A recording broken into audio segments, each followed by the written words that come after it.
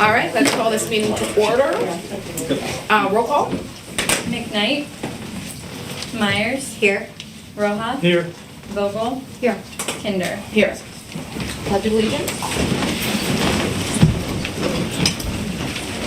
I pledge allegiance to the flag of the United States of America and to the republic for which it stands, one nation, under God, indivisible, with liberty and justice for all.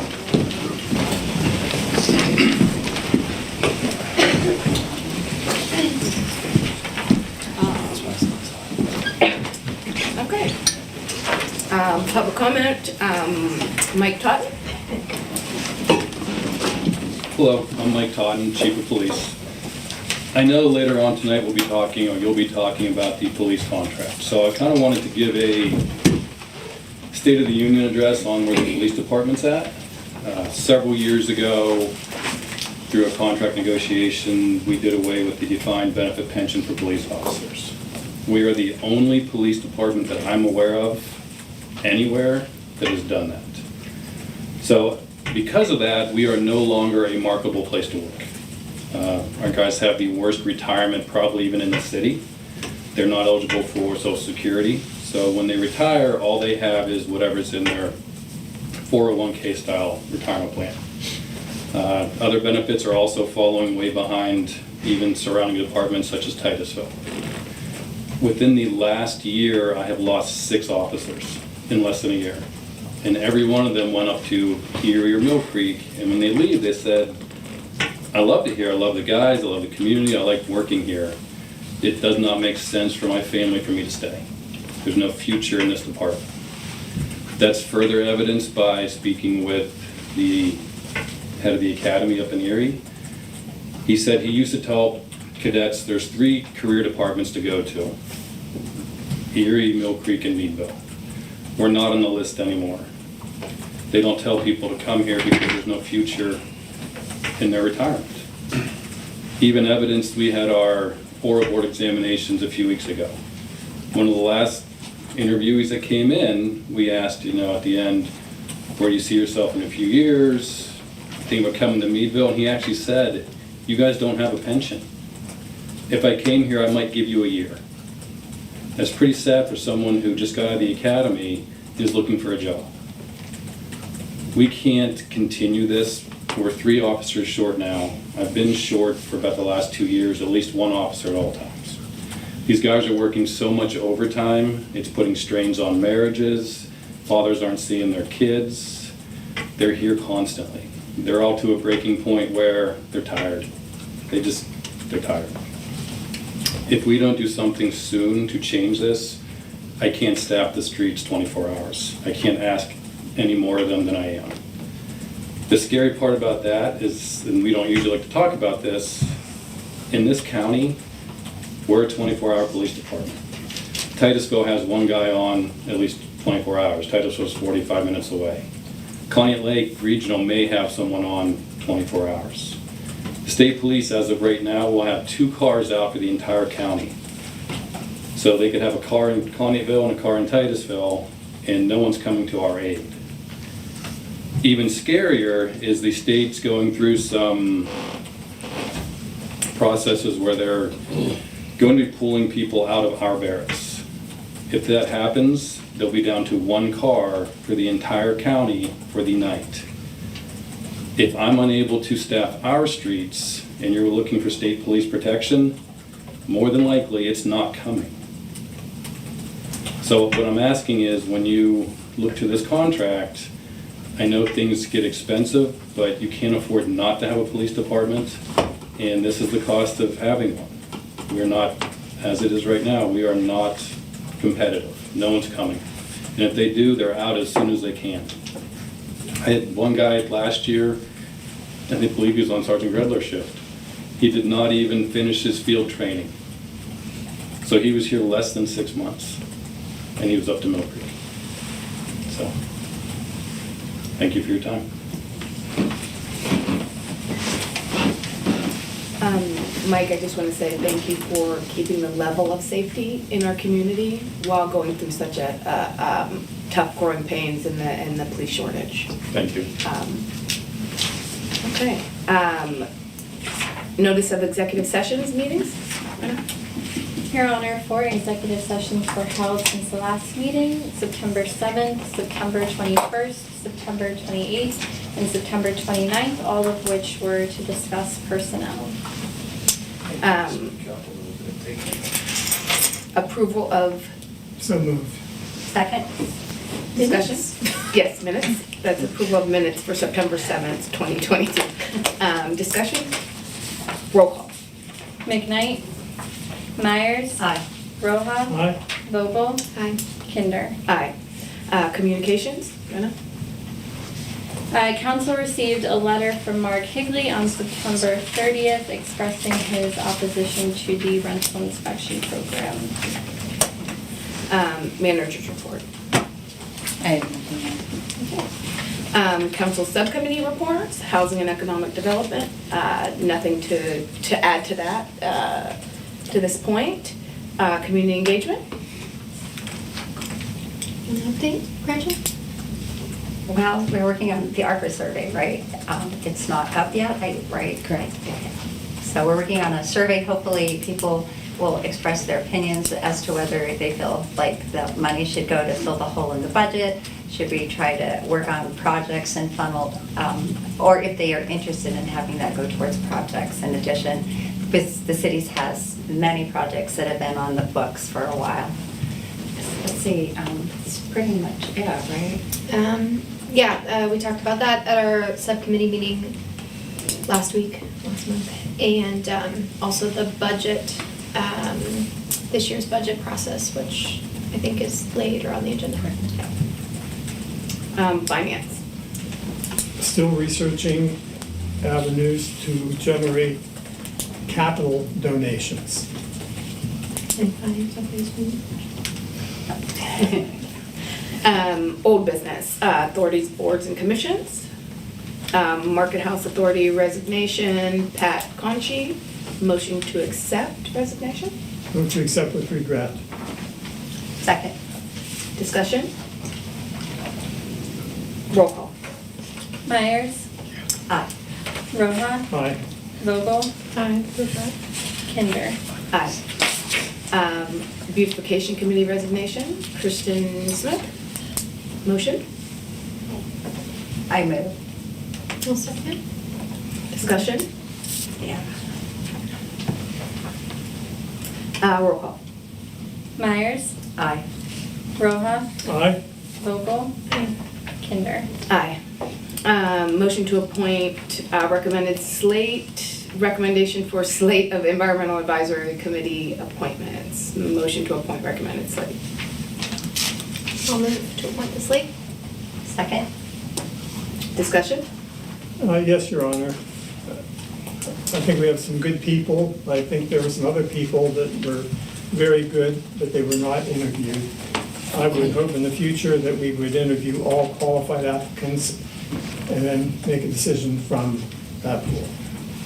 Yeah, so as a member of the committee that was on that committee, our policy doesn't stipulate that we have to interview everyone. In this case, we had 15 applications for 7 spots. And to be prudent with staff time, which we say we try to respect, as well as ours, as well as applicants, we did a first round of vetting based on applications received. And then we did interview 10 out of 15 and got down to this 7. But I echo Jim's, I do think we've got good folks. I'm excited about who's been assembled here. Agreed. I got to sit on there, and I think that we've got some good people in that. Roll call. Myers, Aye. Roja, Aye. Vogel, Aye. Kinder. Aye. Recommendations for market authority appointments. Can I have a motion? So moved. Second. Discussion? Roll call. Myers, Aye. Roja, Aye. Vogel, Aye. Kinder. Aye. New business, Ordinance first and second reading, update to city stormwater management ordinance, first reading motion. I'll move to adopt. Okay. I'll second. Discussion? Roll call? Can we just review what was? Oh, yeah, do you wanna, We just have a verbal review of what was the formal meeting? Sure. So if council recalls, this was discussed at the September 7th council meeting. The ordinance has been reviewed by both Ashley Porter and Schaefer Law Firm. Ashley is here if you have any questions related to the Sorry, stormwater Ashley. ordinance. Shane's trying to move. I just. The changes include clarifying and formalizing the review standards, relaxing riparian buffer requirements, and adding the requirement that residential auto wash water and cleaning agents are prohibited from entering the stormwater system. That is not a city, just to point out, that is not a city code, that is a state mandate about the car washes. right, okay. So we're going to have to hire a car wash, please. Now, what does that look like in terms of being able to actually materially control? In all honesty, it'd be very difficult. You'd have to catch the person in the act of washing their car and the water running into the stormwater. It would be very difficult to enforce. What else are you supposed to do? Like, Ashley? how do you wash your car? How do people wash their car? Properly contain it within their site and not allow it to enter the municipal storm sewers. It's a regulation across the state with the MS4 communities and trying to prevent any pollutants from entering your storm. They don't provide us with alternatives. They provide us with activities that we have to do. What if you were to use like a biodegradable soap? I'm just gonna try, I'm trying to think, because I know Environmentally sound. yeah. I haven't seen any issues where if someone uses the organic or biodegradable product in accordance with the manufacturer's requirements, that presents an issue, but it's a requirement of the stormwater management ordinance that it not enter the public storm sewer. The one solution is just not to wash your car at home. You can wash it with water. You can rinse your car, okay. Or go to a car wash. Right, which goes into our sanitary sewer system. Correct. Okay. I had to kind of wonder about like if you're draining a pool. I mean, I don't know, it had me wonder about a lot of things. Like if you're draining a pool, is that like, you have to put it in down the sewage probably, technically, That's not. where it goes. Correct. Pool is into the sanitary sewer. Okay. It's chlorinated water. There was an issue, there was a question originally when these regulations were implemented, there was some concern about even flushing your hydrants because of the chlorinated water. That is an allowable exception now to the ordinance, Okay. so it's only the car washing. Can you talk a little bit more about the relaxed riparian buffer? How that just compares to what's on the books now? We took the riparian buffer requirements from the new model ordinance published by the DEP. It's actually a little less complex, but it does require conformance with the state permitting. So there's still a buffer from the creek, top of bank. The buffer extends in areas where there's a floodplain, floodway, and then any permitting would be through the DEP. Now, there are restrictions on trails that would be constructed that not motorized vehicles using the trails, but it does simplify some of the restrictions on, for example, a bench or signage, which was a little ambiguous in the previous ordinance. So it makes some of that stuff, putting in a bench or signage or something along the creek You easier. would be It's allowed allowed. under the current ordinance, under the proposed ordinance, to put in a bench or a educational sign. And there was a more complicated trail width calculation that had to be done under the existing ordinance, which is simplified in the current proposed ordinance. Does anybody have any other questions? Roll call. Myers, Aye. Roja, Aye? Vogel, Aye. Kinder. Aye. Can I have a motion for the second reading of this ordinance? I'll move. I'll second. Discussion. Roll call. Myers, Aye. Roha, Aye. Vogel, Aye. Kinzer. Aye. Discussion 2023 budget meetings. So at the community engagement subcommittee meeting last week, the committee discussed the option of having a more interactive budgeting process. So this would involve more of an open house style concept with the budget hearings. Traditionally, department heads and the MARC come before council, present their budget. Council has the opportunity to ask questions, and that's kind of the end of it. An open house style budgeting process would allow the community members to come in and ask questions of department heads, staff, council members. Council members could also ask those questions. It was very similar to the zoning open houses that were held. And the Community Engagement Committee thought that perhaps was going to be a good idea. Wanted to bring that before council for a full discussion to see if that was of interest to council. How many people showed up at the zoning? I believe over 4 zoning hearings, 10 people. So we were kind of wondering, Jim, if we did a better job of getting the word out, we just thought maybe then people would understand, like, not just the numbers, but like what it's actually, the number, what is behind the numbers. That was just the idea, that there'd be more of a connection there. This would basically be like the Lions in the Coliseum against individual department heads. Well, we thought it would be more like, hey, we didn't quite picture it like that. I think that having people be able to really get to see, you know, what is going on with the budget, ask questions, I think that, I don't think you can go wrong with that. I mean, I do not, I hope it's not Lions in the Coliseum, but being able to have more one-on-one contact and ask more questions, at least for the public, might be a better way to understand what that all means, right? Like what all of the budget means. Now, the full copy of the budget is available on our website for anyone to look at. Correct, it is, yes.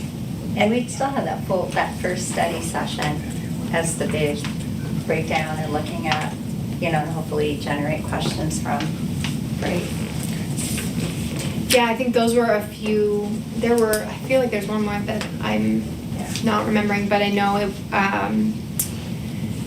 a kind of few things we wanted to be sure that we saw, the Community Engagement Subcommittee, was that initial presentation that gives an overview, top level, you know, these are trends, these are changes from last year, right? Helps us kind of understand this budget, us and the public too, that we circulate that or some version of that so people can come with some knowledge,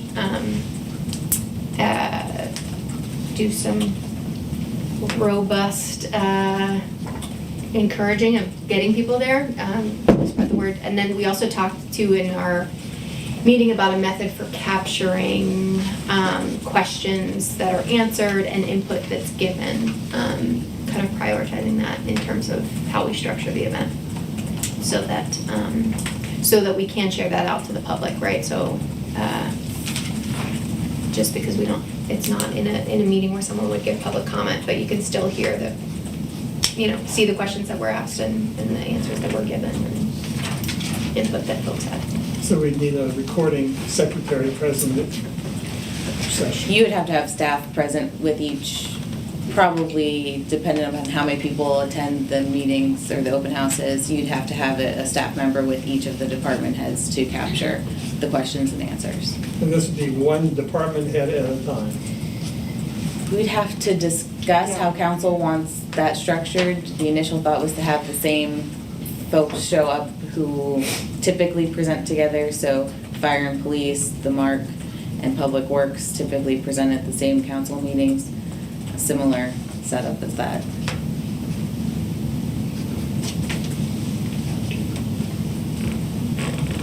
It's gonna be Yeah. I would even wanna see it more concert, isn't it usually like two, is it two departments that, 2 or 3? Generally, there's just 2 meetings, and the first meeting is generally the larger departments, and then the second meeting that we have is general government items and smaller departments. So you're thinking of having like little stations, maybe? I mean, ideally, ideally, it wouldn't be 2 separate sessions. It would almost be like duplicative, right? So it would be, right, so folks wouldn't have to come to 2 open houses in order to have input on, different parts of the budget or understand different parts of the budget, but rather, right, like, here's a chance to come on a Saturday or a chance to come on a Wednesday night or, If council the same way wanted to- zoning, right? Zoning was like the same thing that people could weigh in If on. council wanted to move forward with this, we could structure it that way. But we could do that. Kind of like Heidi Cooper, you know what I mean? They had the big things and people could walk through and it was the same each time, right? Like, because Heidi Cooper we had like big boards and people could walk through for so long, ask questions, look at the stuff, and then that type of thing is what I was I see the wheels moving there, Tim. Yeah. Yeah. 'Cause it's not Heidi Cooper, it's every department. Right, so it's right, gonna be yeah, no, overwhelming yeah. To try to Yeah. answer all the questions. So it would have to be, kind of like stations and people be able to move through and ask Worth a try. questions. Yeah, I mean, it is worth a try, I think. Something different, maybe more people can ask questions. Because I know that last year's budget, I was there, I didn't, I didn't get to ask questions or, well, I didn't have a comment, but, council asked questions and it was over and then that type of thing. And maybe with some people who are, interested, they could at least get a little more hands-on with it.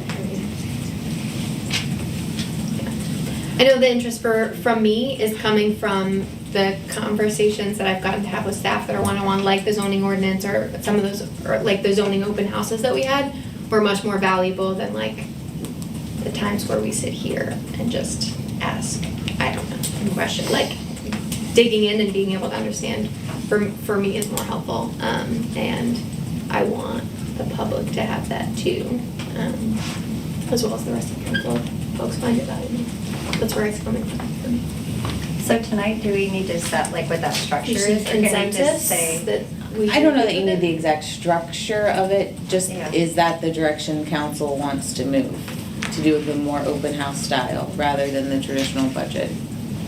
Yeah. And then Tim and I can work out. And we're talking in place of the traditional budget hearings. Correct. There are 2 Right. budget hearings. So would it be like one-on-one? In other words, would individual council members and members of the public be asking the same question of the same person over and over and over again? Tim had mentioned that, like how, yeah. Yeah, I think the nature of some of these is that like, yeah, you hear the same questions again, you give the same answers, and that is, fortunately, I mean, I think that probably happens day to day too, is you're fielding some of the same questions from the public all the time. So, yes. I'm in favor. Wait, if we were to videotape, would that be like legal way to capture? Like to get the questions and the answers? I was just trying to figure out, like, 'cause it sounds like we'd have to have a staff person, like with fire We and can police think and about how to that. structure it, it would be hard to, Yeah. for one video to capture it all, depending on how it's structured. It sounds like there needs to be some hashing out, right? Like Yeah, some there really does. figuring out how it would work, but it doesn't seem like a bad idea, right? Like to be able to get a little more hands-on, and do something different, right? But Can we work towards having a formal, like, Yeah. a more formal proposal in front of us at the next meeting or even at the study session or something? Yeah, we can have it for the study session. We just wanted to know at this point, is this something to even for us to work on? Yeah. Raise hands. I think we could try. Do what you want. Yeah, I'd like to give this a shot. I think it, yeah. Okay. I mean, and you guys will come back to us if it's like, it doesn't look like it would work, right? Like if you know, what I mean, if We'll present to you something. Yeah, And if you yeah. like it or not is really the, the key. Yeah. Okay, yeah. I'm definitely It try seems that. like the Y is good. You're gonna be here walking around also with the departments and the public? Yeah, I would assume we would also be here. Okay. We would be present. No, we're gonna put it all in. But what I meant is that you will actually be walking around trying to Yeah. listen to the different questions. Yeah. Yeah, we'll be 5 of the 10 people who show up. Definitely with that attitude. Well done, Jim.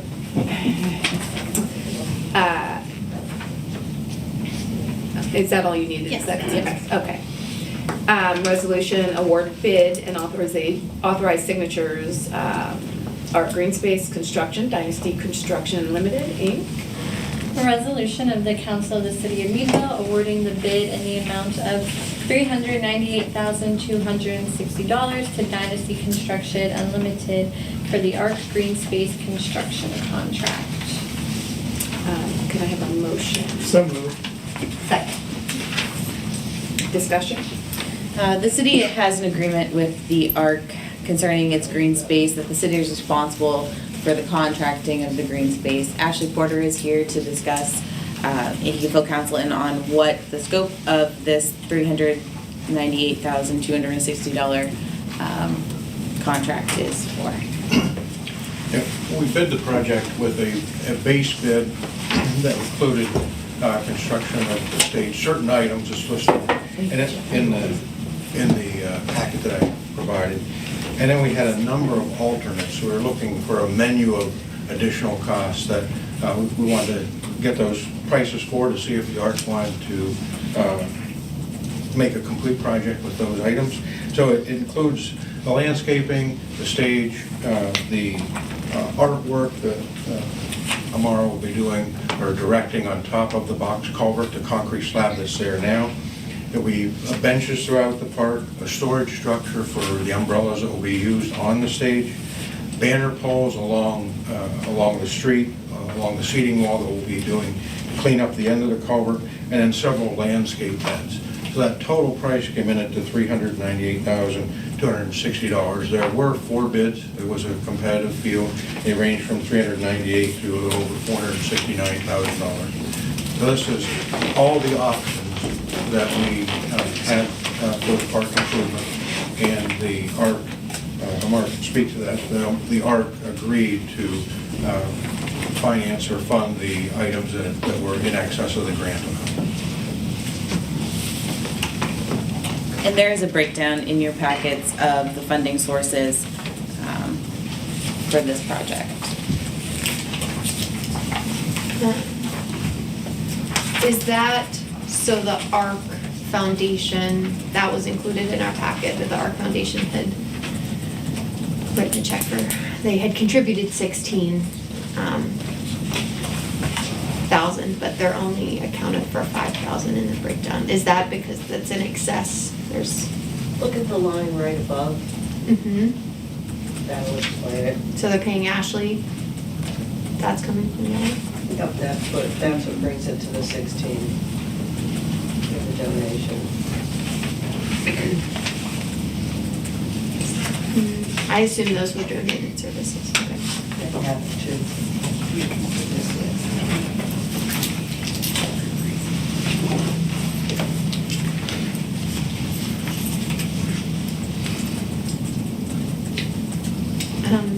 The building season, is it next spring? Yes, the contract, the completion date is June, July next year. So awarding the contract now allows them to order materials. There is electrical system in the park, there's lighting, electrification of the stage, and some of those are long lead time items. The benches are long lead time items, so they can order them now and then be prepared for a spring start, groundbreaking. That's awesome, exciting. Do you have the artwork designed already, Amara? Already up. I should have sent you guys the Yeah. PDF. I'll do that. I should have done it before. the weather conditions for painting the artwork as well. Unfortunately, going into the colder season here, so painting outside isn't very productive. So in the spring, when temperatures are warm, we'll be able to get that done appropriately. Great.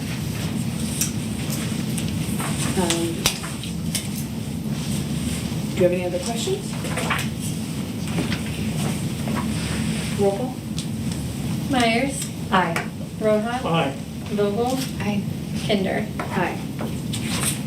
Discussion resolution, authorized signatures, license agreement with Crawford Area Transportation Authority for bus shelters and bike rack at Fifth Ward Playground.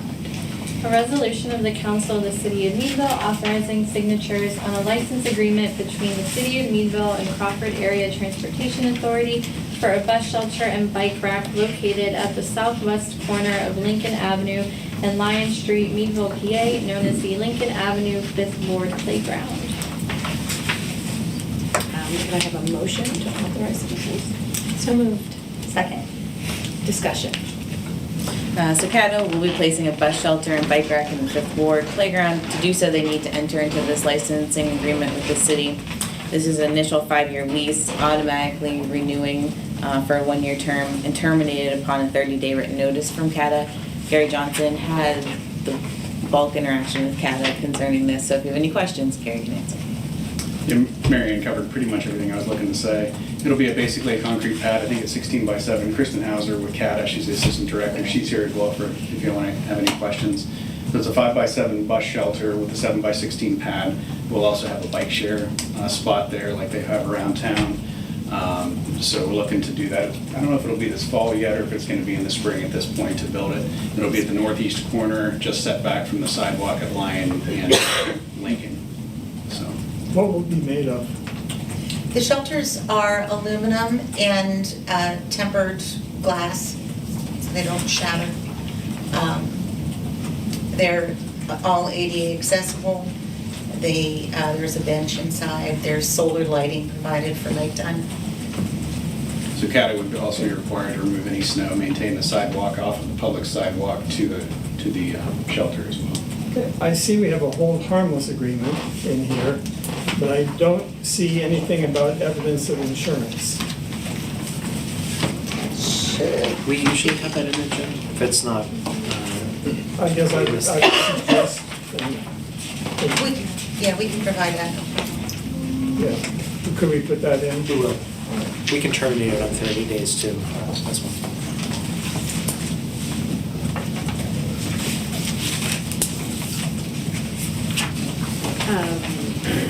Any more questions?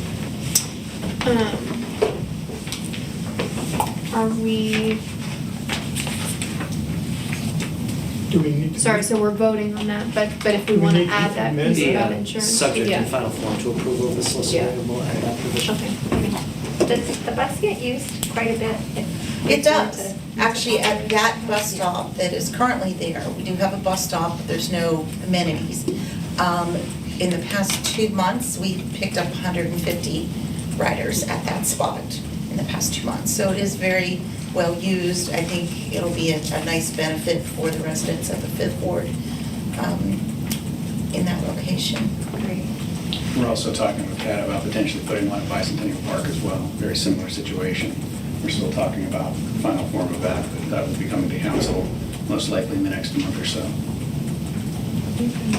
Kristen, you found a contractor to build it? I know We that was do. okay. We great. do, we have some right now. I think with this, Lincoln will probably not happen until spring, just given the timing, and the steps we need to go through because of the floodplain or floodway.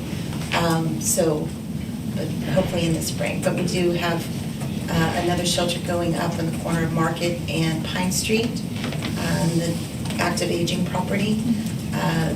And we're working on 4 or 5 more sites at the moment, trying to get agreements such as this one with property owners. Great. That's exciting. It is. It's very nice. They look very nice. I know the people that use our service are so appreciative to have a place to stay out of the rain and out of the wind.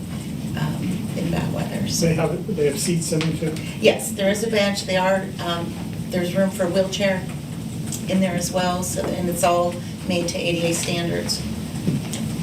Just curious, what are the floodplain regulations that are, Very that take minimal effect? from our end, but because it's located in a floodway, DEP gets involved, so it's, I'm guessing Ashley's firm is involved with this as well. But in It is. DEP. the whole engineer? It is. Permits Yeah. are why they can't build this fall in a building in the Yeah. spring, like, right? So, yes, we're handling the permitting. It's a permit through DEP. Yeah, it's made. Yeah.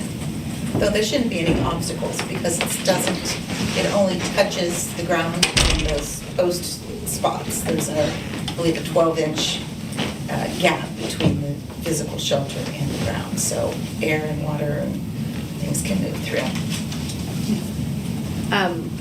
Just a quick thank you for that. I always pass a couple of the spots where people are sitting on the ground, like, you know, waiting for the bus, looking at their phone, and when it's raining, I always feel very bad as I'm, you know, late to get my kid to school. So, but that's awesome to be able to have shelter and a place to sit. So thank you for that work. Do we have any more questions on that? Roll call. Myers, Aye. Rohan, Aye. Vogel, Aye. Kinder. Aye. Discussion resolution authorized submission fiscal year 2022 CDBG application and adopt 3-year community development block grant. A resolution of the Council of the City of Meadville authorizing the submission of the 2022 Community Development Block Grant application and adopting the 3-year Community Development Block Grant plan. Resolved by the Council of the City of Meadville that whereas Act 179 of 1948 established the Pennsylvania Community Development Block Grant Entitlement Program to assist municipalities to address a number of community development needs and problems designed to benefit low and moderate income citizens, and the City of Meadville's fiscal year 2022 allocation of $314,966 is available for a wide range of eligible projects, and the city conducted an initial public hearing on April 22nd, 2022. And whereas the City of Meadville and Crawford County have entered into an agreement for Crawford County to serve as the applicant on behalf of the city per the Department of Community and Economic Development guidelines. And whereas the City of Meadville has prepared a 3-year community development plan for the years 2021, 2022, and 2023 that identifies short-term and long-term community development needs. And whereas the projects contained in the CDBG application address needs identified in the 3-year community development plan and principally benefit low and moderate income persons. And whereas a final advertisement was published identifying the projects and activities to be undertaken with the City of Meadville's 2022 CDBG entitlement funds, and a second public hearing was advertised and held by Crawford County Commissioners on September 20th, 2022.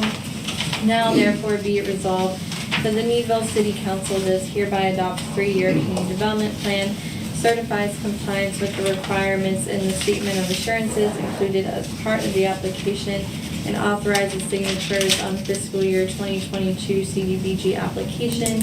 And be it further resolved that Meadville City Council authorizes Crawford County to incorporate this application within the Crawford County application, and authorizes the chairman of the Crawford County Commissioners to sign on behalf of the City of Meadville. Said application is said to be submitted to the Pennsylvania Department of Community and Economic Development by October 28th, 2022. So moved. Second. Discussion. So 2 CDBG public hearings were held on September 20th, one at Vernon Township Building, another in Titusville, to give the opportunity for the public to have their input on the projects. This is including Vernon, Westmead, Crawford County, Titusville projects. No comments were given at that time, so the project scope remains the same. It's administration, planning, activities, code enforcement, Heidi Cooper, and the Market House roof are included in the proposed CDBG application. Is it possible for us to request of the county that like the Meadville hearings happen in Meadville? so that residents can You can ask. attend more easily. It seems silly to like to go to Titusville to weigh in on it. I understand that they're administering for the county. Does anybody else have any questions? Mary, can you talk, I know we've seen this 3-year community development plan before. I didn't have like the not updated version Sure. to compare and contrast. Can you just like summarize quickly like what was updated? So really what was updated is the 3-year community development plan needs to mesh with what your projects are. So the only thing that really would have changed from last year is the addition of the Market House roof. Heidi Cooper was already included in the project because it was a multi-year CDBG project. So really the only addition is the Market House roof. And although it's a 3-year plan, the plan is updated on a yearly basis to reflect the change in application projects. So, I would assume then too, that next year we would create a new 3-year community development plan that would accompany Correct. our application for fiscal year. Yep, it changes every year. Also, if the census tracts change, we update that information. These census tracts, I believe, are the same as that we've used in the past.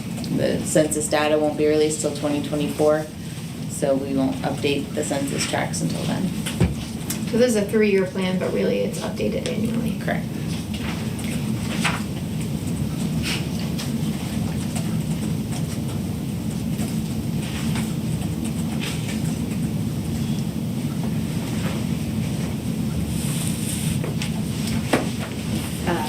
Any more questions? Did we get other, sorry. No. Did we get other Heidi Cooper plans? Not that we're aware of. Yeah. If that were to happen, we'd come back to council on some different options.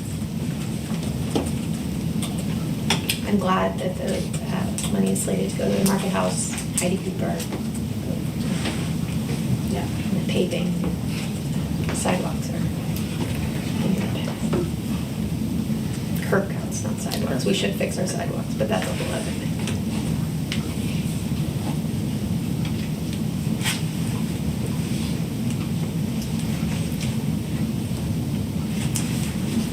All right, roll call. Myers, Aye. Roha, Aye. Vogel, Hi. Kinder. Aye. Resolution authorize signatures collective bargaining agreement 2023 to 2026 FOP Lodge number 97 and City of Meadville. So moved. Second. Discussion? Your Honor, this is what was discussed in executive session.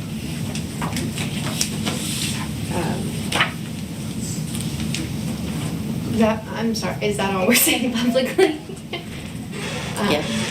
Right. Unless council has any specific questions? Yeah, I mean, I think that there is reason to share that, right, the big part of this contract that, as Mike brought up, right, like, is the addition of, the reintroduction of police pensions. That's what's being considered in this contract right now. Feels like we say that. Yeah, to that end, I think I believe in reinstating the pension. I do think that being true, like, we need to firm up our fiscal position, so that we can feel confident doing that for police and maybe others, but certainly for police, into the future. Also think that, Mike, I hear, what you're saying about like the trouble of recruiting and retaining, and that's real. And I think we're seeing that trend happening in other places. Like, I think, right, hopefully a pension can address that and keep the folks we've got here. But I'm glad that we're trying some other avenues too, and hope that we can be creative in other ways of making our department competitive and attractive, both to stay in and start working at. Whether that's like home ownership opportunities, right? We can work with the police on getting people into the academy, right? Local folks into the police academy. There's money coming out for that. So helping me do all that. Yeah, and lastly, I'll just name two that it's right, while I believe in reinstating the pension, I don't love the lack of public input or light that this has seen.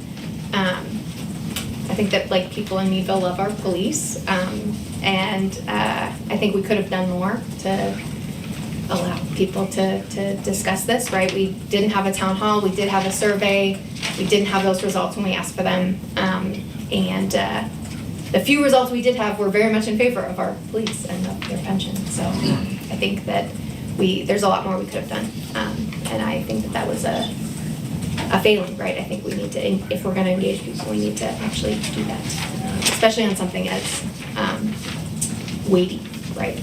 Especially on our financial position, just the pension.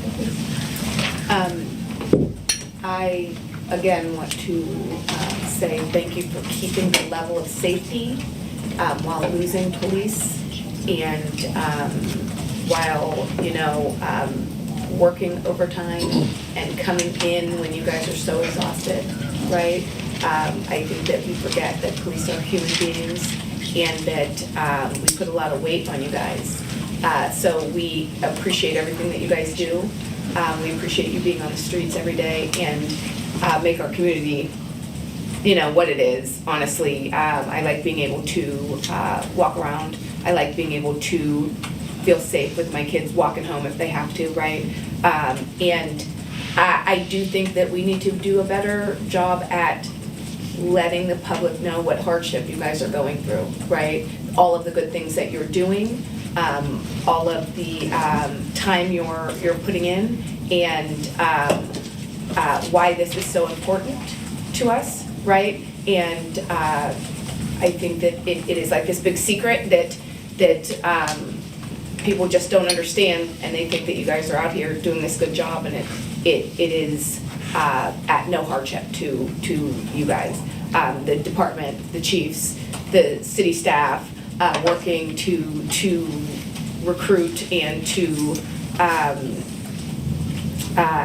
schedule, right? And then if something happens, to get somebody to come in, and you always say yes, because otherwise we wouldn't be as safe and people would start noticing, right? So kudos to you for working understaffed, keeping the level of safety so high, and you guys deserve to be treated as people as the rest of us. So thank you again. I've had need to avail myself of police services. They've always been very responsive and very polite and very timely in the execution of their duties. I want to go on a ride along. With those things being said, roll call. Myers, Aye. Roja, Aye. Vogel, Kinder. Aye.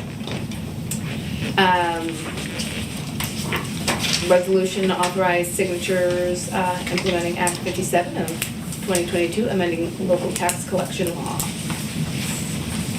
Can I have a motion? I'll motion. I'll second. Discussion. I can read it. A resolution of the Council of the City of Meadville, County of Crawford, Commonwealth of Pennsylvania, implementing Act 57 of 2022, resolved by the Council of the City of Meadville that whereas the City of Meadville is a third-class city in the Commonwealth of Pennsylvania, organized and governed according to the third-class city code, and whereas on July 11, 2022, the governor signed Act 57 of 2022, amending the local tax collection law to be effective January 1st, 2023, and whereas the act allows for the local tax collector to automatically waive penalties for taxpayers who have purchased a home within the previous 12 months but have not received their tax bill in the mail, and whereas the taxpayer must have met the necessary requirements outlined in the act and provided the required verification regarding the property transfer to the tax collector, and whereas the act applies to anyone duly elected or appointed to collect real estate taxes. Now therefore be it resolved that the Council of the City of Meadville hereby implements Act 57 of 2022. Discussion. The resolution basically outlines everything. The act was signed into law by the governor. This just needs to be updated. We currently have Act 57 local tax collection law in the books. Again, just updating to allow for the waiver of penalties based on meeting the satisfaction requirements. Anybody have any questions? Roll call. Myers, Aye. Rojas, Aye. Vogel, Aye. Kinder. Aye.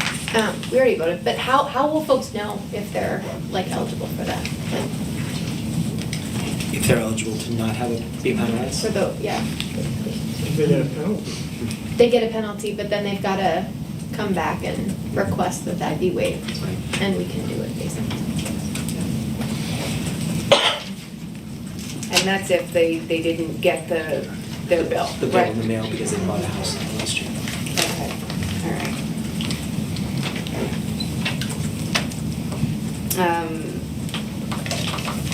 All right, I apologize for being off. I'm freezing tonight. I stood out in the dining room, and I'm like so cold, I can't, I'm not. Sorry, I feel like I have to explain that because I'm like still freezing and I'm always cold, but today, I don't know what's going on. Okay, so we've got public comment on non-agenda items. Alicia Moab.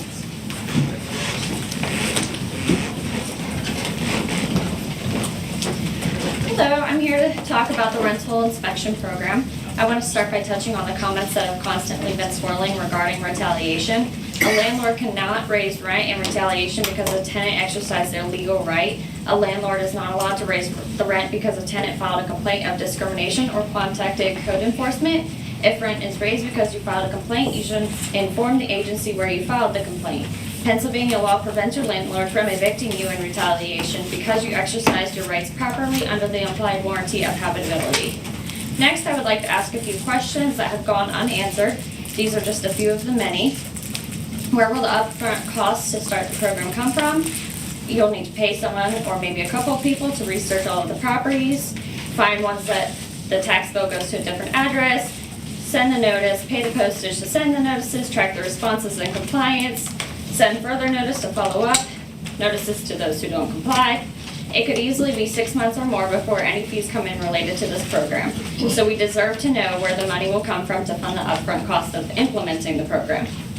This program puts all of the burden of maintenance on the landlord. Does this mean that the landlord is ultimately responsible for how the tenant keeps their home?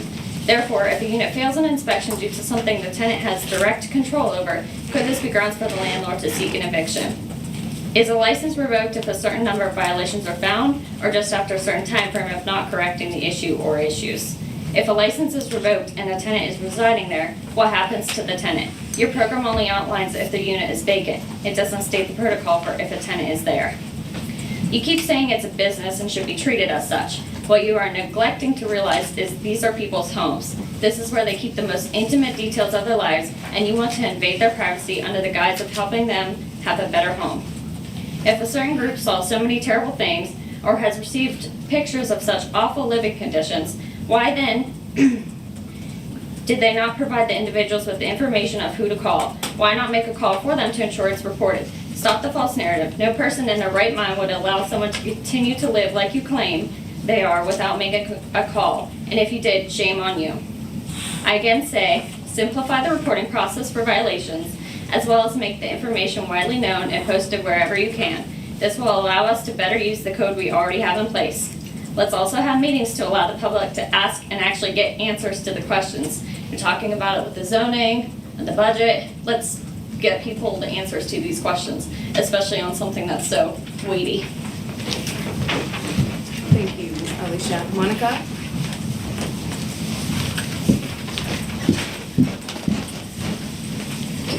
I have always been taught when possible, modify the wheel, don't reinvent the wheel. This can also be applied to the proposed rental inspection program. As many have pointed out, and Mr. Johnson has confirmed, many, if not all of the items addressed currently in the program can be found as active policy already. You have already heard also that us landlords cannot retaliate against tenants that report us. We can't just evict someone because they reported a problem with their rental. Maybe with this misconception corrected, we could work together on this matter. As many of you must know, apartment rentals are how we feed, clothe, and house our families. With this being said, it is fairly harmful to our business to have such misinformation stated and spread about landlords. Not all landlords are terrible, vindictive people, which in case you haven't read about it yet, that is exactly what is being spread about us. While I may not be perfect, I don't believe I am a terrible person like what is being said. The same goes for the other landlords sitting right here in this room. If we didn't care, we wouldn't be here. In fact, many of us would like to help you with the possible blighted or unsafe properties. I would like to reiterate, I said properties, not just rentals. This would include owner-occupied homes as well, because they too play a role in possible blight and public safety, just as much as the rentals in your city. As investors in the city, we want to see it flourish and full of safe, beautiful homes. The small fraction of rentals that may not meet criteria also have a negative effect on us and our business. We are proposing you let landlords assist in making sure these properties receive the attention they need. Instead of completely trying to reinvent the wheel with a program that further pushes investors and residents out of your city, we can come together and address these properties after all. We do have the experience and knowledge to do so. Why not let us try before putting the rental inspection program in place? I personally, along with my husband, wanted to acquire some of these blighted properties around town to fix and return them to the tax rolls. One of which I actually toured. This building belonged to my great-great-grandpa, and I would love to see it return to its former glory. However, with the climate action plan, new zoning, and now a rental inspection program, I as an investor don't want to touch it, and I must watch as it continues to fall to the ground around itself, much like the building right next to it, which was also owned by my family in the past. Instead of instituting new harmful programs, maybe we can look at how the current system can be revised to better suit the needs of the city. Possibly offer an online format to report issues that are harmful to the public safety. Offer the ability to report these anonymously if they wish. Provide just one phone number to call to report items to. We have many ideas on how we can simply make a couple little changes and add to this that the landlords would be assisting to the best of their ability as well when it comes to rentals. It is just a matter of having this conversation together and coming to agreed upon action. We truly want what is best for the city, as it is our city as well. Might I suggest during one of the community outreach sessions you should have regarding the rental inspection program, like you had for some of the other items in the past, we could actually have a dialogue on the matter. Why spend money you don't have if you don't need to? The city is operating in a major deficit. Let's not make it worse. Thank you, Monica. Karen, Chris?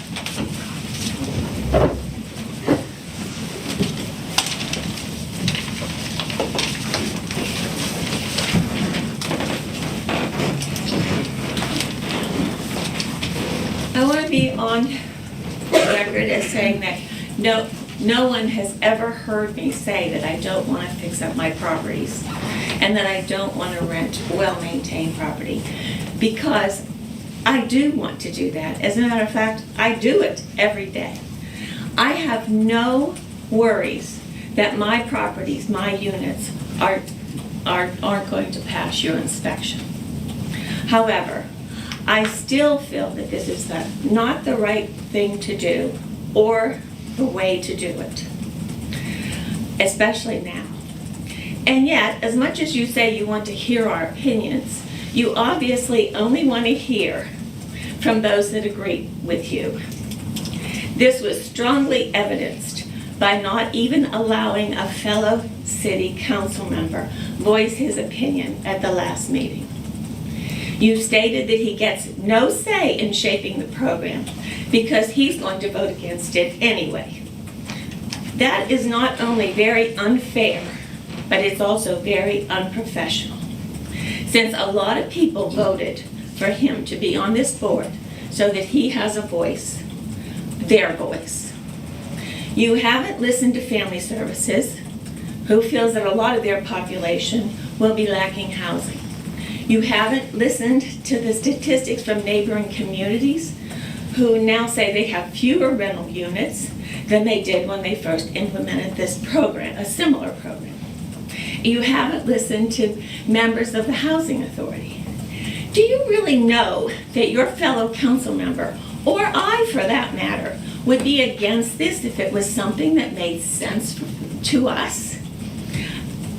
If this wasn't something that was going to cost us money, the taxpayer more money, at a time when we are in a severe deficit, or something that was fair to all property owners, including owner-occupied, blighted, and unsafe buildings, or something that protected the privacy and rights of our citizens. If you really wanted to listen, you would have given those who will be affected by this and who may have some valuable input more than 3 minutes to voice their concerns and ideas. If you really wanted to get this right, you wouldn't have insisted that all the details of the program be decided at the last meeting with very little discussion and a lot of rushing through it. This has to be done tonight. It didn't have to be done that night. That's all I have to say. I really don't feel that you're listening anyway. Thank you, Karen. Lauren Smith? Lauren Smith. Close. Lance. Lance, I don't know how, I apologize. Yeah, everything that I was gonna say was already said, probably better than I could have said it. I'll keep this short, because like Karen said, doesn't seem like you guys are listening. I'm against the rental inspection program. I've tried to find more information about the plans. I haven't been able to find it. Maybe it's out there and I just can't find it. But one of my questions was, who is the lesser citizen, the homeowner who doesn't need health and safety inspections, or the tenant who doesn't deserve the privacy of their own home? I have a lot of tenants that are not in favor of this, don't want strange people in their homes. I full-time, 100% am fixing properties and taking care of tenants, anything they need. And I'm not worried about passing inspections. I'm worried about the amount of money. And you say this is minimal. Well, taxes were minimal until they continue to go up. And now it's getting close to 40% of the rent is going towards taxes. And this is just another tax in my eyes. So, like I said, I'm strongly against it. Thank you, Lance. Bob? Roger? Yeah.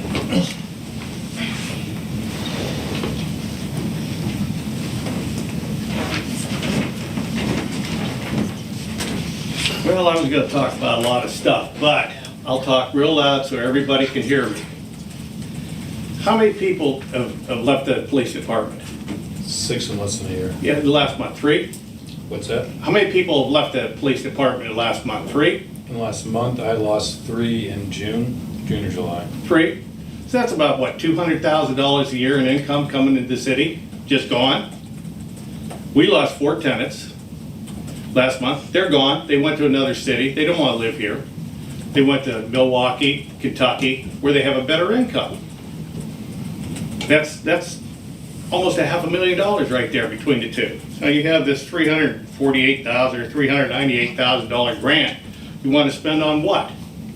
What we need in the city right now is to have you people do what you're supposed to do. And that's find work in the city of Meadville and build it up. Not go down. The population in the city of Meadville has gone down every year. Okay? Every single year it's not grown. What are you going to do about it? You've done absolutely nothing. You failed all the people here. I personally have rental properties, and I spent over $1 million on these properties over 30 years. Now you want to take and turn the city into a welfare state, which it's going to be. We can't find good tenants that have enough money to pay for property. We don't charge that much money. Now Joe Thompson said the other day that they charge $600 a month for property. That's $50 to $150 more than we charge at our properties, period. Now, I recommend that every landlord in the city of Meadville raise their rent to $600 a month because Joe and you set the standard of what it should be. Me? Yeah, well, you agree with Joe. You're on the committee. I'm not on the committee. I'm not on the I didn't set the goals, okay? What we need to do is take the money that you're spending on other things and prioritize it. Pay the police department to come in here and support them, because we need them. We don't need another horse trough down in South Main Street that everybody goes, this is a wonderful thing. We don't need a house that, say, spent $200,000 on that should be torn down next to Second District School. If you spent the money on that and the money they wanted borrowed to fix it up, you could have painted the whole block and made it look good instead of having that much money in one house. So let's go and do a little different direction. Let's get the city of Meadville to bring business in here so we can have money coming into the city, not welfare money. Because welfare money is only $12,000 or $13,000 a year. That gets you nowhere. You know, there's only one person, and that's Jim right there, that knows what's going on. I have no faith in anything you proposed. Zero. I mean, it might be fine if you want to beautify the city a little bit. Everybody's all for that. But spend the money where it needs to be spent. Get business into the city. Save the city money. Don't spend money where it doesn't need to be spent. A lot of houses in the city of Meadville are being torn down because people can't afford to keep them up. You know, and you want to do the rental inspection stuff, that's going to just force more money on these people. I'm sorry, but this is not the right way to go. You have to do a better job. And please, just do it. Because we cannot afford another couple of years of losing more people and just outright losing citizens. You know how hard it is to get people to come to the city that actually work? It's almost impossible anymore. Nobody wants to come here. My granddaughter doesn't want to stay here. My grandkids don't want to stay here. They want to go elsewhere. And why? There's a good reason why, because there is nothing in the city of Meadville. Throwing a little lipstick on these things around town is not going to change the facts any. You have to spend money in the right direction. And just do it. Everybody in here has to agree on that. I mean, there's nobody that's going to say any different. So just do your job and quit doing this crap. Thank you. Thanks, Bob.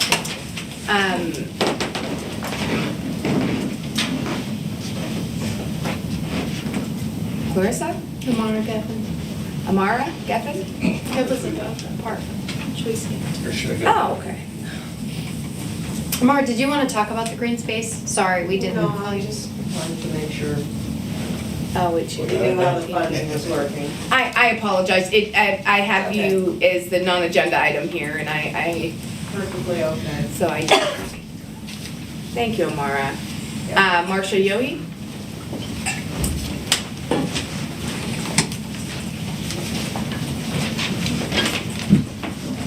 Good evening. As many of you know, some time ago, I actually served on Meadville City Council and had the privilege of serving the residents of Meadville. So I understand the job you have of many competing interests and many different views on many items. So I've been actually watching quite clearly and quite interestedly your look at rental registration and inspection. And I have to say, it came up during my tenure. It's come up many, many times. And at first, it made great sense to me too, to do rental inspections. But what I found out, and what I want to share with you, is when I talked to my peers, when I looked around, what everyone told me was, it's really not going to matter what you do to your housing stock if your folks don't have more income. The issue is income, it's not housing stock. Unfortunately, City Council cannot increase people's income in and of themselves. They can certainly support nonprofits and others to give job training and other skill sets to your tenants. You can work with this county and the state and federal government to encourage programs to increase the income of your residents. But again, that is you encouraging others to come in and do that. What I also learned, and I learned this from a lot of my coworkers in other communities who were doing rental inspections, was the downside of rental inspections. They told me, be very clear, and be very clear you know what this is going to do. It is going to hurt those clients you most say you want to help. They said because you are going to see an increase in homelessness due to evictions. And here's why. I have landlords who don't want the program, they are just going to let that house sit vacant. To do that, I evict the tenant. I have landlords who fix up their properties and do what you want. But now, to recoup their income that they lost doing that, they raise the rent. Unfortunately, the tenant in there was strapped. The tenant has the option of leaving to find another unit, slim to none, or waits until they're evicted for non-payment of rent, but the answer's still the same. And what struck me, and I didn't think about it, and I hope you will, is that my peers said the worst yet was when the city evicted the tenants themselves. Why? Because when they inspected the unit, it was non-inhabitable. There was no working plumbing, or there was no heat, or there was no electric. And so the city, under its code, was forced to evict the tenant.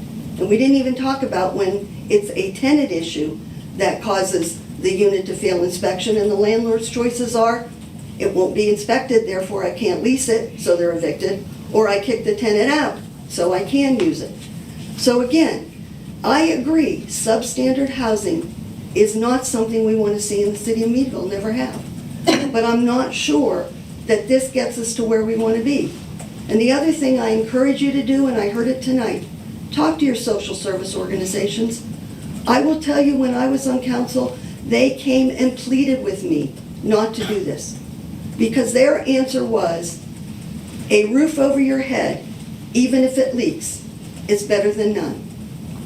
Having some amenities in a house is better than none. Quite frankly, the option is they're living in a tent, they're sleeping under the Spring Street Bridge, or what's the other alternative? They may be living in the ravine near Allegheny College. How do I know? Because I've seen them. I live near there. So again, be careful what you ask for. Be careful what's happening. And again, why? All because they don't have the money. So anything we do that increases taxes or increases rents makes it that much harder for these individuals to find housing. So no matter how you look at it, rental inspections will cost your tenants, some of them, to be homeless. So let me offer you some words of wisdom I got from my peers in other communities. Again, do with it as you like. They gave me 2 words that I thought were interesting, or 2 suggestions. First, they said any council that chooses to inspect property should willingly and voluntarily offer up and pay the fee to have their properties inspected first, regardless of whether they're rental or owner-occupied, and they should commit to making the corrections identified by that inspection, just as they would ask their landlords to do. Only then will they have the support of their community and their landlords and the others that they are in this in the same stance and the same opinion as everyone that they are forcing this on.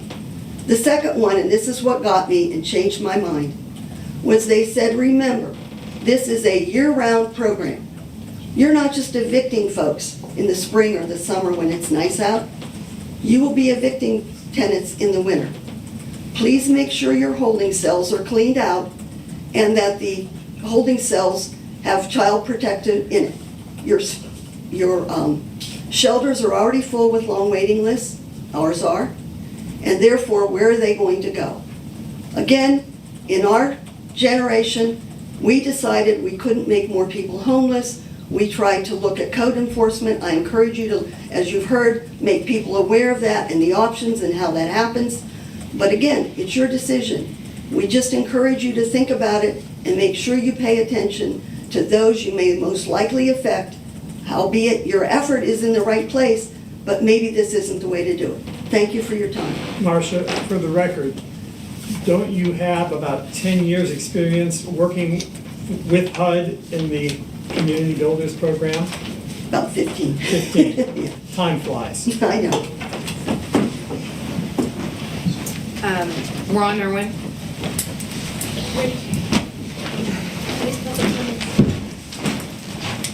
Just first, for the record, per the Armstrong cable video, I did not go over my time at the last meeting. I recently received some interesting screenshots of conversations on social media where someone was specifically asked, and I quote, "Are you saying government should provide housing for everyone?" unquote. Not low income, everyone. The answer, and this is a quote, Yes, that is what I'm saying. I know that government is a scary word in the US, but other countries have done this, etc., unquote. Everyone also keeps asking, why is owner-occupied exempt? They were kind enough to answer that one on social media too. Someone said, quote, "It says you can't let friends rent a room, etc., unquote." The response, again, quote, "I don't see that, but even if it does, my point is that we can write our own ordinance that would include exemptions," unquote. The response back was, quote, "Very carefully worded exceptions, maybe," unquote. We have all the proof we need to prove this program was discriminatory from its inception, including the 2019 Meadville Tribune articles titled, and here's a quote again, "Landlords hold the power," unquote. And another one was, quote, "Lord over the market," unquote. But more interesting is the Meadville Tribune column written on September 27th, 2019. It reiterates exactly what has been saying all along, that we've been saying all along. Quote, 53% of renters are cost burdened, meaning they struggle to pay rent, unquote. Yep, in 2019, it was claimed renters are cost burdened, but in 2022, when we have record inflation, they believe it is the best time to implement a program that will ultimately cost everyone more money, making the cost burden unbearable for many people. At this point, we are prepared to fight for our tenants' rights to privacy through the legal process. However, we are hopeful a few council members that understand this is a duplicate program that will have severe financial consequences on those in which the program allegedly designed to help will vote against it. In conclusion, as I said at a previous meeting, this is about control. They want control of everyone's property without any financial obligation. And once they get this passed, they can easily amend it to include owner-occupied housing. Then it's just a matter of making the requirements of occupancy so high that you will no longer be able to afford to live in your own home. Then they will realize their goal, government housing for everyone. My question, though, is why is a non-member of council talking about writing ordinances? And for the record, Joe Tompkins was the author of the Meadville Tribune articles as well as the social media posts, and I have all screenshotted, I have everything. Thank you, Ron. Council member statements.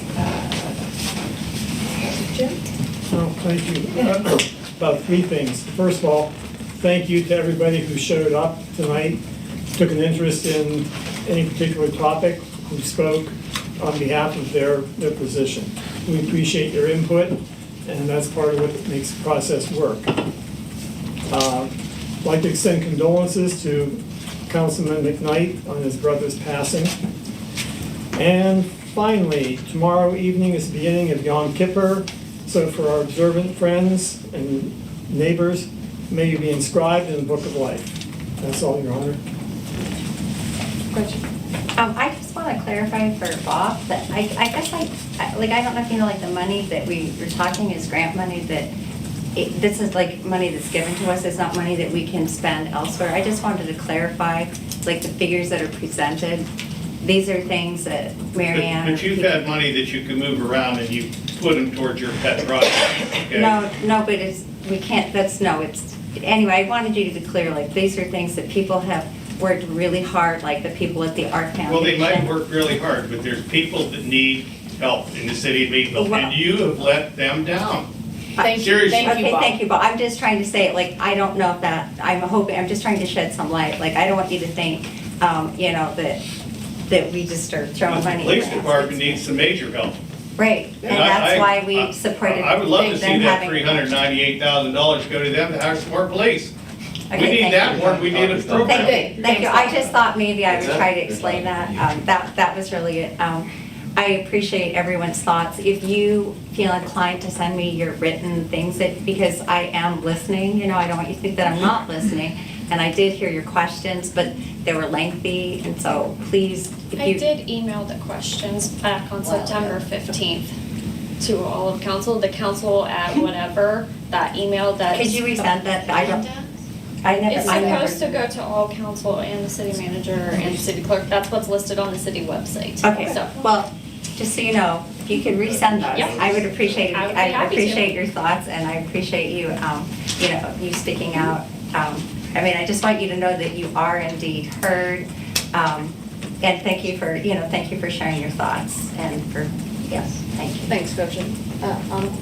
Anna? Yeah, we should test that council email. Yeah.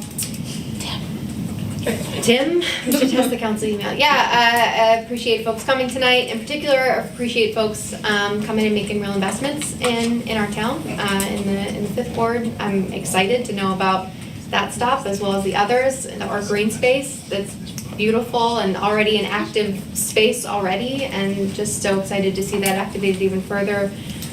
Jenny, glad you're here and willing to step onto the EOC. And glad to hopefully welcome the new hires, right? Part of the police contract that we passed tonight was reinstates, some version of a residency requirement for new folks. And so that'll be, right, people living in our town, making a good wage. That's part of the agreement too.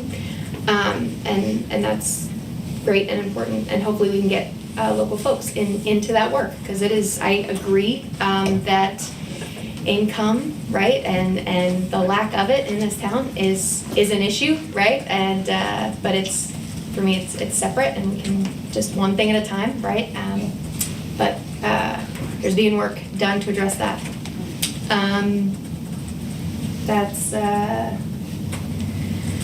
That's what I got. I think this Friday's first Friday in town, and it's a selfie with a scarecrow. We've got great minions outside, so way to go, crew who was making the minions, working very hard. Yeah, I think I'm good. Okay. Yeah, I want to thank everybody for coming, especially the police officers. I've got to beg to differ with a couple of opinions, because I think that Meadville is really doing some new things and got some beautiful new stores and a beautiful downtown, and I speak to people every day who are coming into our town. They may be different as far as, I'm not sure about a welfare state and nonprofits putting money into homes that would be torn down. I'm not sure if that's a bad thing. But I do appreciate it, and anything we can do to create a wonderful space for everybody, right, that wants to live here, because we want them here, and their voice is just as important. I want to, again, thank the police for keeping us safe when, it's so, you're doing, such a good job that people don't even understand the deficit that you guys are working at. So we do appreciate that. We are happy to have you here, and that is why we're so happy to work on this contract to get you what you need and how you need it, right? As you came to us and told us what you need. So that is a wonderful thing, so thank you for that. I'd like to thank everybody that works with the city for going after those grants, the money that is out there, including the ones that for the police to make it easier for you guys, and our green spaces and our parks, again, to make us a beautiful place to live, a safe place to live, and a place that everyone wants to be. Again, I appreciate the people up here for listening to the people who live and work here, and making sure that everyone has a voice here, regardless if they rent or own. And thank you, Jim, for your jacket tonight, because I appreciate you, and I am freezing, so I appreciate you thinking of me. I do. Again, thanks everybody for the work that they do, and to the police, we got your back, man, and we are here for you, and I'm going to adjourn the meeting at that. To executive session. To executive session. For real estate. For real estate, so I need a motion. So moved. Okay, I need a second. Can you be more specific? No.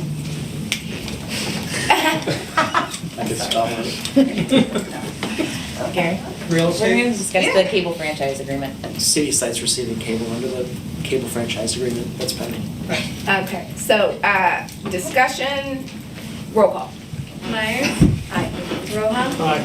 Vogel? Kinder? Aye.